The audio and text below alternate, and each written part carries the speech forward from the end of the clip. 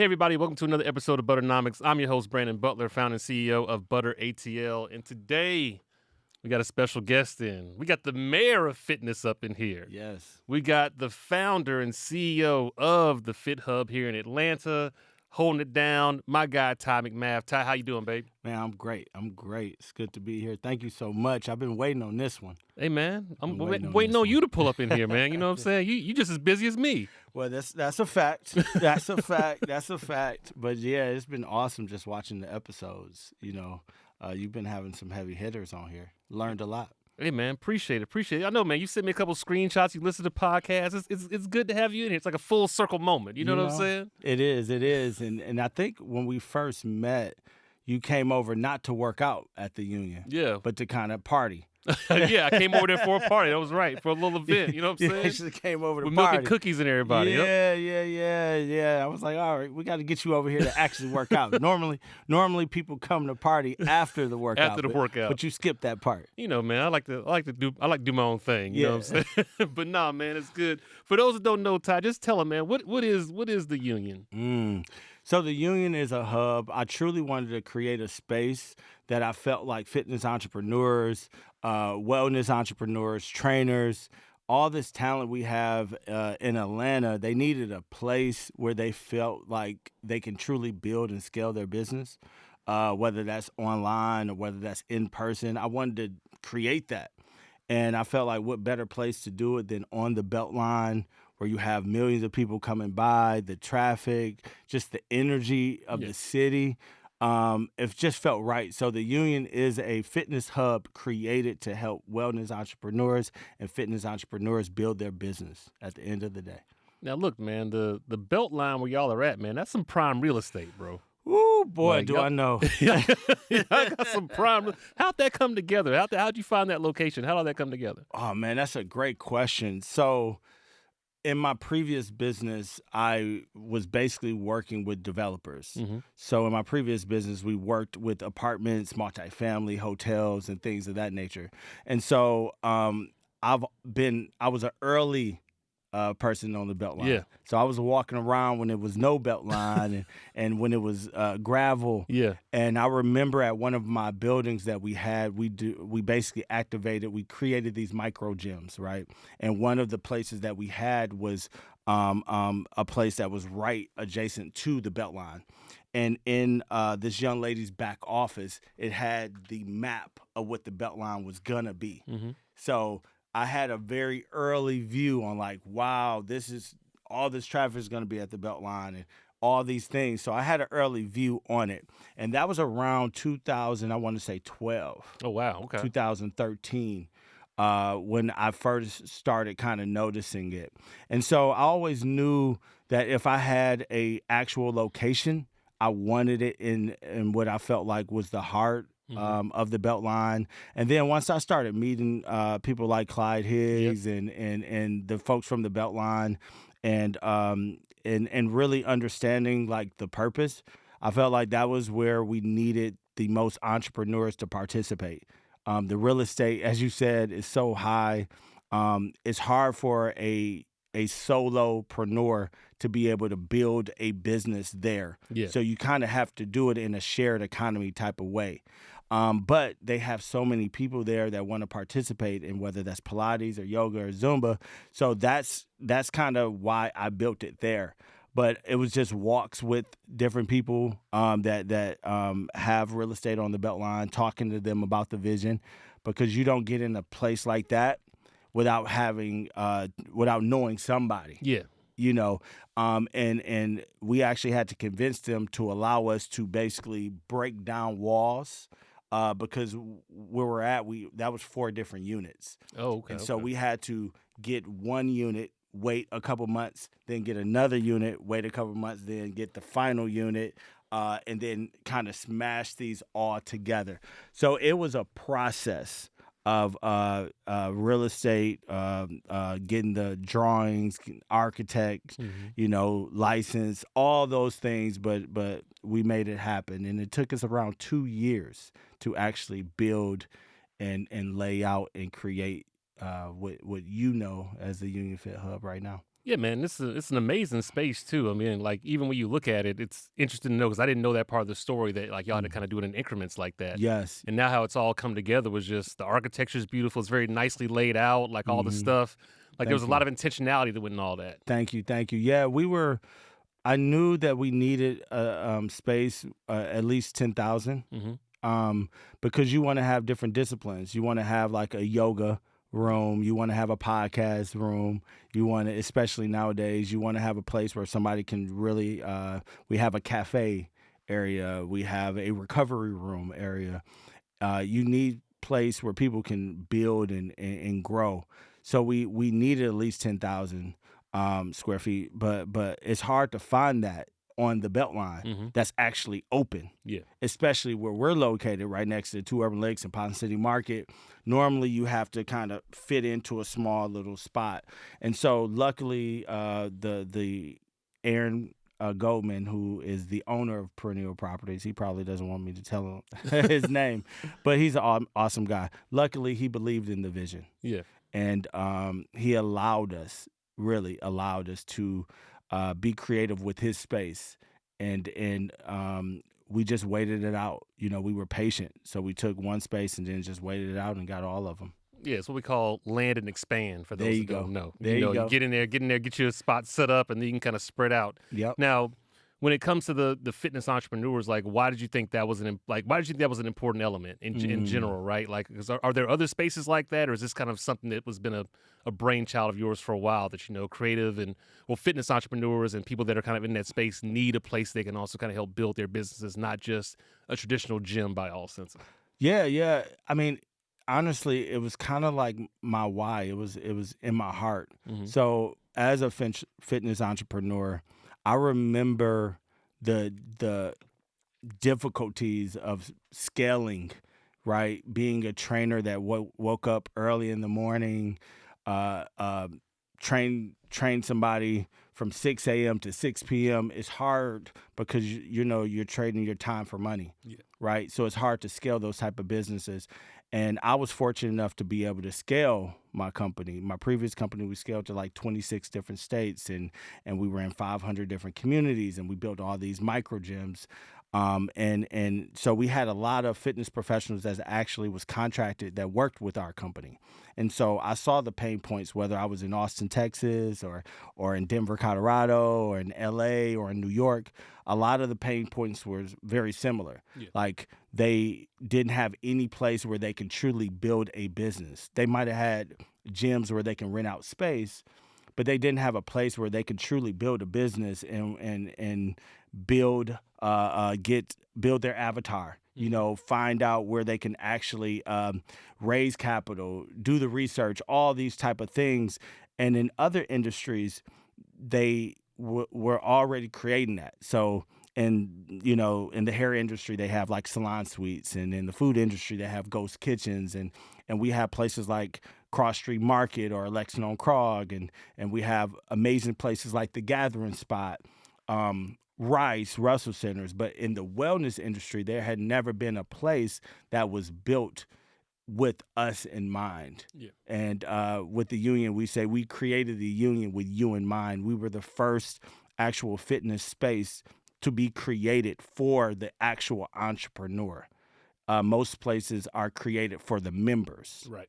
And so that was the difference. And it was just years of watching talent, like years of watching how talent had outpaced the market. Hmm. There were so many entrepreneurs that they wasn't necessarily trainers. They Yeah. were really marketing agents, and they were psychiatrists. They were like all these other disciplines, and they just happened to train.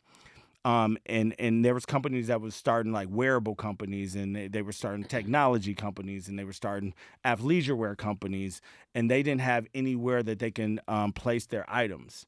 Um, I always thought about it like when I was watching like celebrities like Kevin Hart or Gabrielle Union launch their apps. Um, my mind was going to where would they launch that?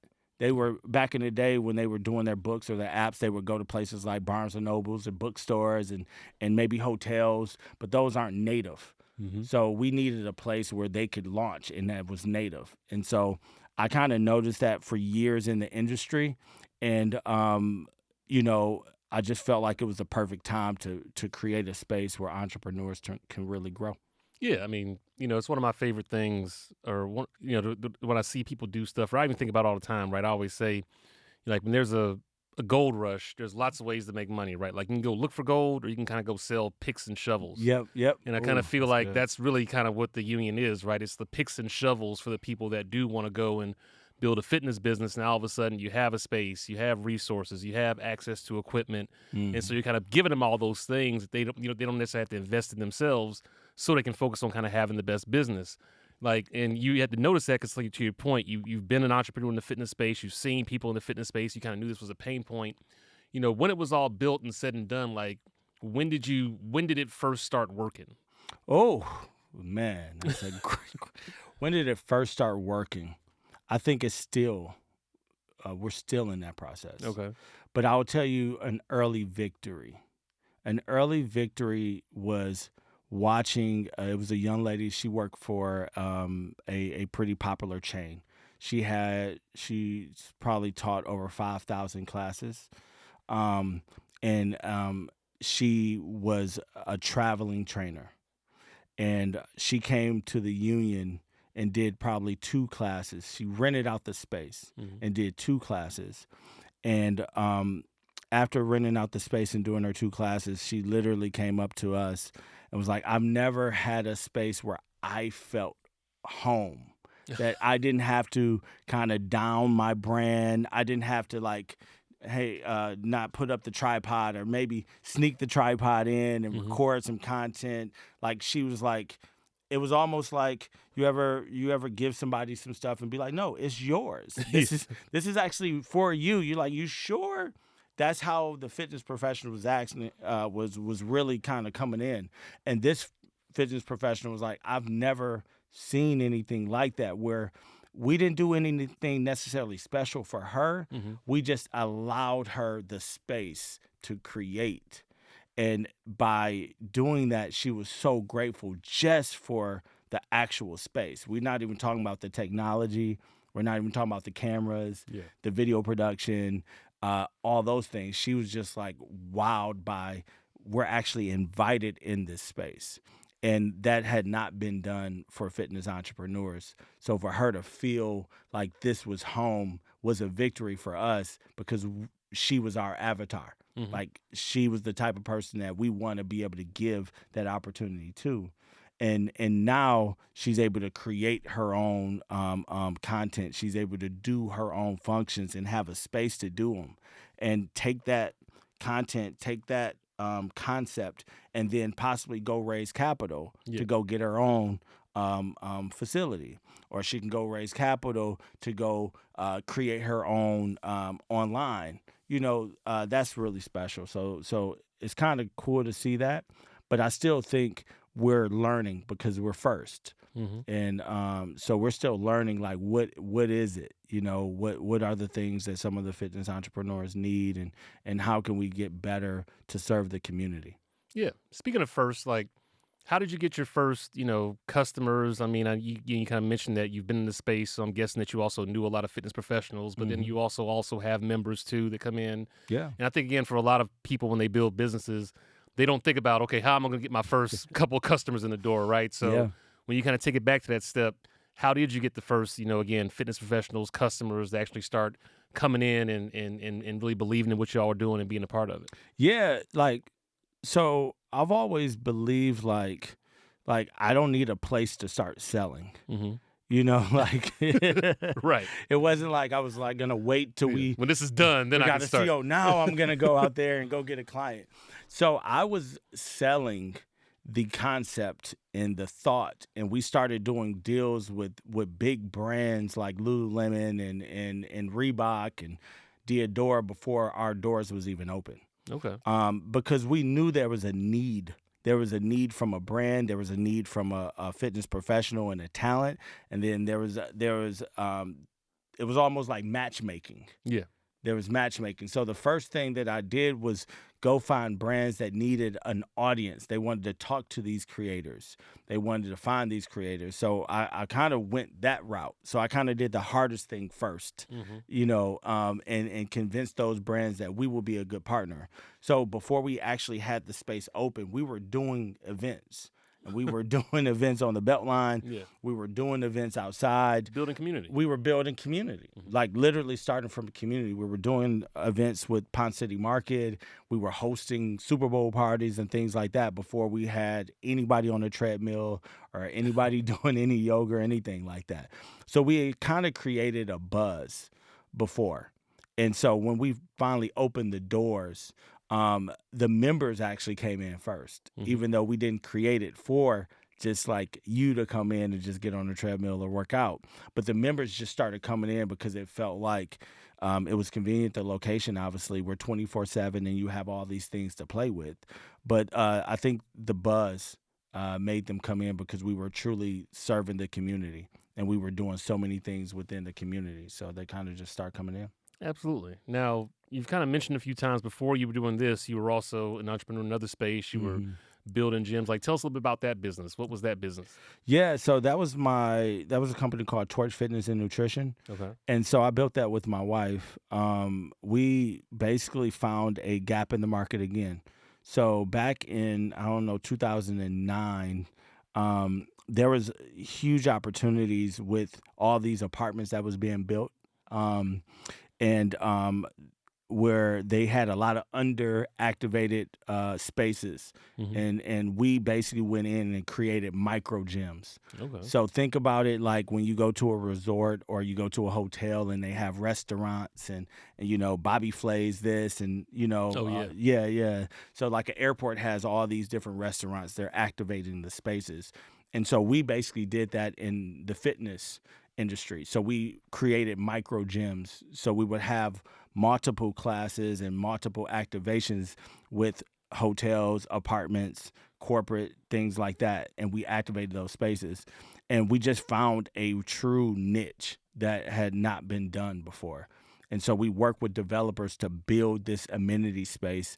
And we did that, and we built that, and we end up actually exiting that company around 2021 to a company called Valet Living. So that was a really cool kind of 10-year journey of activating these spaces, meeting so many different entrepreneurs, fitness entrepreneurs, and creating a hub where we were able to kind of grow and then scale and then exit.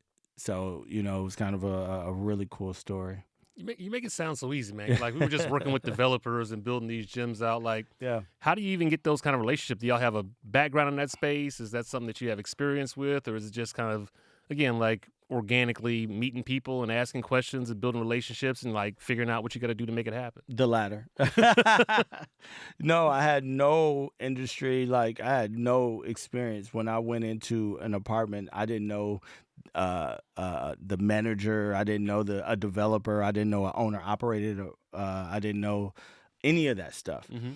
I mean, it's very organic how things happen. I basically interned at the Ritz-Carlton in Buckhead. And so from working at the Ritz-Carlton, you learn how to kind of meet people, you introduce That's yourself. the hospitality. Yes, That's there you what go. Chick-fil-A learned hospitality from. There you go. Yeah. And so that part is ingrained in you. So you kind of take that skill. I took that skill, and I knew that I wanted to do something in wellness and fitness. I just didn't know what it was. So as I was going around trying to figure it out, I actually just met somebody that was in the apartment industry. And I knew that there was an opportunity because when I would go to visit my friends at these apartments, I never saw anybody in the gyms. Right. Like it would just be like dead space. Yeah. But these were beautiful apartments and beautiful gyms that just didn't have anything going on. So when I met somebody that actually worked at an apartment, I told them about my thought. It was literally just speaking it into existence. I was like, hey, yeah, I want to build this, and this is how I think it can be built. And that next day, she introduced me to a manager at an apartment, just one apartment. It was actually Enzo on Glenwood. And it was before, as they were building that Glenwood area. And so I just so happened to go in there after the introduction, and they allowed me to try this model out with them. And I got to know everybody in that building, from the janitor to the front desk to, the owner of the building. And I just asked questions just every day, like, okay, so what would make you want to come to this class? Yeah. Okay, if you had another building, would you take this class with you? Because I've always thought kind of like with the end goal in mind when I'm doing anything. So I didn't just think about it like, man, this is awesome. I'm getting paid. I don't have any overhead. Like, I didn't just stop there. I just kept asking questions. And it just so happened that at that building, the owner built more communities. So he took us with it. The manager ended up starting her own company, so she took us with her. The other assistant manager ended up being the president of the apartment association, so she took us with her. There was like all these things. Another young lady that had just graduated from Georgia State, she ended up getting a marketing, she was a marketing director for a competitor, so she goes over there. She takes us with her. So we started kind of scaling because we were good to the people at that one building. Now, we didn't know that all this would happen, that all these people would move up and go here. I was just asking questions, and we just was serving the need, and we were focused on that building, and we made that building the best experience that we possibly could. And through that, we just kept meeting more and more people. So when I went to when I got to Tampa, when I got to Nashville, I started meeting the people in Nashville, and I started asking more questions, and we just scaled and scaled and scaled from there. But it was really like simplifying, repeating the same thing. It wasn't really rocket science what we were doing. We were going into apartments. We were activating underutilized space. We were charging the apartments to do it. That's not like, in my mind, that's not like, oh, wow, what's the secret sauce? Yeah. It was really, the secret sauce was that they trusted us to be in their building. They trusted us with their residents. They trusted us to kind of take care of their people. And because you took care of their people, they trust you with more buildings. Well, if you can take care of them in Charlotte, you can probably take care of them in Denver too. Right. And if you can find trainers or fitness professionals in Tampa, you can probably find fitness professionals in Nashville. And so we just kind of continued to scale from there. And we stayed very focus, niche. So as we grew, other people would come in like, man, you should sell products, and then you should open your own gym. And I was very focused, like, nope. I know my avatar. I know my customer that is in multifamily. I'm speaking to them, and it wasn't a popularity contest. Like, we just made sure we took care of our avatar, which was in multifamily and hotels and in corporate settings, and we just focused and niched down on them, and we were able to scale. Yeah, like I've heard people say, like, it's simple, not easy. Yes. And again, I don't say that like in a disrespectful way, right? Like, to your point, it wasn't like y'all were out here, coming up with a new formula for some new, medical vaccine or something like that. Yep. Like the idea was a pretty straightforward idea, but it's not easy in the implementation of it, the scaling of it, the understanding, right? But and that's where I think a lot of people misunderstand. A lot of businesses are kind of that way. Like, the concept might be quote unquote simple. Yep. It's not hard. Yes. Again, you don't need a PhD to do it, but it's definitely not easy to do it. And that's where the dedication and just kind of sticking through comes in. Now, again, what was the model exactly? The model was, to your point, it was y'all were doing these classes and training, but then y'all started going into building actual gyms? Yes. Okay. That's a great call. So once you're in there and you're trusted, right, with the occupying the space or activating the space, as we would say, then you're the subject matter expert. Right. So once you're the subject matter expert, they're going to ask you, okay, should I have a Peloton or should I have a mirror? Or what type of treadmills and what type of strength equipment should we have? So at that point, we become a real like a consultant to Hmm. these buildings. And this is how I started to build with the developers, Yeah. because we were getting to buildings before anybody even knew they were coming. So, we were in the plans as they were drawing it out. And, normally when they're having these meetings, there's a person that's taking care of like the money guy. And then there's another person that's like the architect. And then there's another person that's like talking about how many doors is going to be in there. And then there was like me, a fitness guy that wasn't necessarily, as important, I would say, as these other groups of individuals, but our value and how we made the process feel was made us become like a part of that conversation. So as they were thinking about building a building, like I remember Ponce City Market before it was Ponce City Yeah. Market. City Hall East. I remember that whole Yes, thing. there Yeah. you go. There you go. So we were in the conversations before they even built Ponce City Market. Hmm. And so we were talking to them about their two little fitness centers they have in there and the type of equipment they were going to put in there. And then how we were going to activate Ponce City Market and do all these classes. We even came up with the name Poncercisers, which is actually like if you go to Ponce City Market, they still have a sign up Hmm. from a concept that we kind of helped create.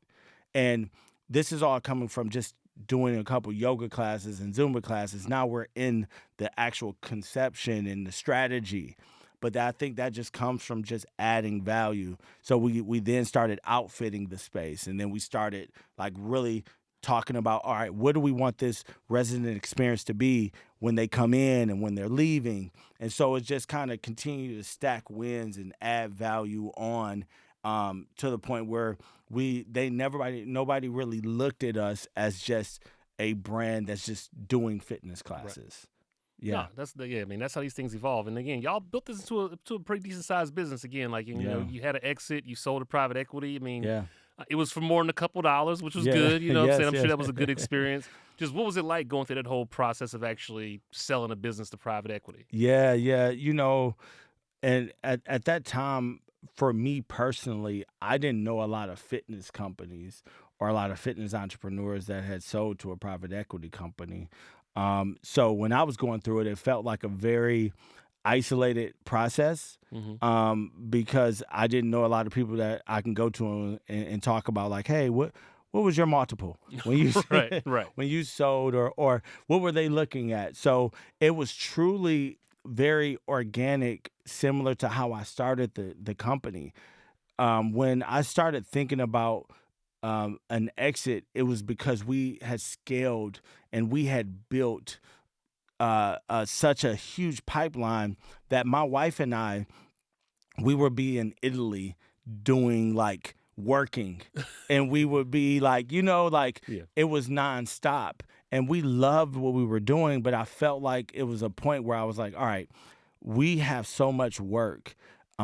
We're creating almost competition in these different areas that I felt like we needed either a partner or we needed some type of exit. Hmm. Now, I didn't go get my MBA. I had only watched Shark Tank. Like, I was that type of person. So when I first thought about an exit, I just called friends. Hmm. I literally called a couple of people and said, hey, I'm thinking about this. What do you think? And so I had breakfast, had a couple conversations that led to another just literally conversation. I wasn't working on like a deck. There was not like a sales deck. Yeah. It was a conversation. Then that person introduced me to another person that I met in Nashville that worked for this private equity firm, and I just asked him like a list of questions to the point. This was our first time really meeting in person. The conversation led to me staying at the gentleman's house overnight because we hit it off so much. Hmm. And so after that conversation, between that time and about 8 weeks, we had exited our Oh company. wow. And it was pretty unique because I think that the one thing we did right during the whole process of building our company, we kind of kept the main thing the main thing. So when it went to our books, when it went to our business, it was, I mean, thank God for my wife. Yeah. It was so clean. It was very simple. We had contracts. We had a certain amount of a year contract, or 30-day outs. Our books was very clean. So when we went to talk to this private equity company, we understood our EBITDA. We understood what we were making. We understood, like, okay, in the 5-year projections, This is it's where we're looking going. like Yeah. where we're gonna be. So because we without knowing, we were doing all the blocking and tackling and all the little things that sometimes you don't want to do. We were up to date with everything. So when they were like, hey, all right, well, we need you to go get this, this, and this, we're in the meeting, and my wife was like, okay, let me get my laptop. Well, yeah, I mean, I think a lot of people don't understand. Like, a lot of people, they see Shark Tank and they think, oh, I get an investment and that's it. A lot of people don't know, even from a Shark Tank standpoint, like over 50% of those deals on Shark Tank don't even get done because, to your point, people don't have their books together. A lot of people use Shark Tank to just negotiate. Yes. People don't know this kind of stuff, right? But Yeah. again, like, having been in situations where I've seen exits and been parts of that too, right? Like, again, like, yeah, you got to have your house has got to be in order because Yes. deals can fall apart because you Oh. don't have your paperwork together. Yes. And you don't know, everything's an interview. Right. From the start, everything's an interview. How you go get your paperwork. I think one of the things we did is we were always very transparent on where we never fabricated. Mm-hmm. Every single one of our buildings paid us. We didn't do anything for free. We didn't do it complimentary. Right. We had just business, very transactional, and that made the process just better for us. And then, like, I didn't go in there trying to shark. Mm-hmm. We were fortunate. Like, when I built Torch, I didn't have any investors. We didn't have any debt. We didn't, we just built it truly from the ground up. Like, when I started that company, I was like on MARTA. Like, you know what I'm saying? Yeah. So when I started making $10K a month, it was like, oh my gosh, this is more than enough to put back in the business and survive. And Yeah. I was very, like, conservative. And so, like, when we go into those meetings, we were very, like, upfront and honest. And I remember one of the questions they asked me, they were like, all right, well, what would you want to sell it for? It was kind of like that moment on TV. Mm-hmm. All right, Everybody we need a wants you to number. give me the number. Who gonna go first? Yeah. So, I remember that part. And in my mind, I was like, well, I mean, if I'm going to shoot my shot, Yeah. I'm going to shoot my shot. I'm going to go all the way in. Right. And I remember telling him the number, and he was like, all right, Ty, we can't take this to the board, Mm-hmm. but thank you. But I think even that lays a groundwork of how we're our intentions. Yeah. I was always very open about, my intention is this. I want to exit because I would like to see this scale to this. I want to do this with this. My wife wants to do that. So I always led with my intention. So we're not confused on why I'm here and what you need. And it just made the relationship and the exit that much easier, Yeah, again, like you've learned a lot. You've been through a lot of experiences. Again, we've kind of talked about, it's not a thing to give away the game because a lot of times too, it still comes down to execution, right? Like, but at the end of the day, like for people that are listening, in general, when it comes to business, like what is one thing that you kind of see, because you work with a lot of fitness influencers, I'm sure you know a lot of other entrepreneurs. Mm-hmm. Just like, what's one thing you see that people could do in general, or a couple of things they could do in general, just to kind of go to the next level? You know what I mean? Yeah. I think, especially right now, it's such a information overload. Mm-hmm. And when I was building Torch and I was building my other companies, I didn't have the pressure I think young entrepreneurs have right now, which is online and trying to keep up and trying to almost be perfect. Mm-hmm. There's like this perfection, and I just and so I see a lot of entrepreneurs go to like conference after conference after conference after conference after conference. They go to networking event after networking event after networking event, and it's almost like they're getting these little highs, these little dopamine pushes, Yeah. but they're never really making any real traction. Mm-hmm. And so I always tell an entrepreneur it has to start with a transaction, a sale, actually like work. Yeah. Like you can work on your digital assets and you can work on your Instagram page and you can work on your logo and you can go to 50,000 people about your plan. But at the end of the day, you actually have to have a sale or something to have a business. So like actually go and do like real work. And real work to me is actually going to go ask for a sale or going to go actually put a product in the market. Yeah. And that would be my first thing. Like so making the business a little bit simple. Don't be so distracted with other businesses that might look similar to yours because you never know.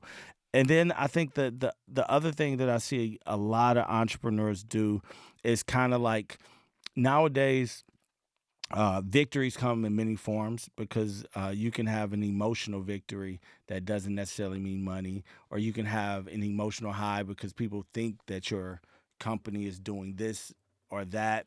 And so like because the victories don't necessarily come in exchange of money. We're back in the, keep on saying back in the day. I'm 43, so, but businesses was kind of more black and white. Now they're a little bit different. You could be building a brand but not making any money. Right. You can be all types of things like that. You got to find out whatever that victory is for you, and then kind of stay on that path, and give yourself a chance to succeed. There's so many people that kind of start and then they switch over because they feel like, this isn't working. And so they're not consistent, and they're not kind of committed to the commitment of business and of the repetitions of business and of like just the grind and the ugliness. This is not pretty. And it's very, very, it's a volatile sport. It is, when I talk about an exit, It's a full contact sport. it's a full, people are like, man, I want to scale an exit. Do you know how many people we had to compete against to scale? Yeah.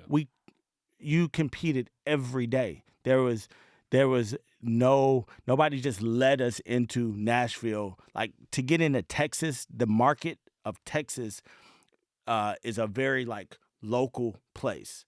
They have local fitness professionals there. Right. They have people that can do my same job. So I have to go into Texas and convince them that this Atlanta company can serve the Texas market. That's competitive.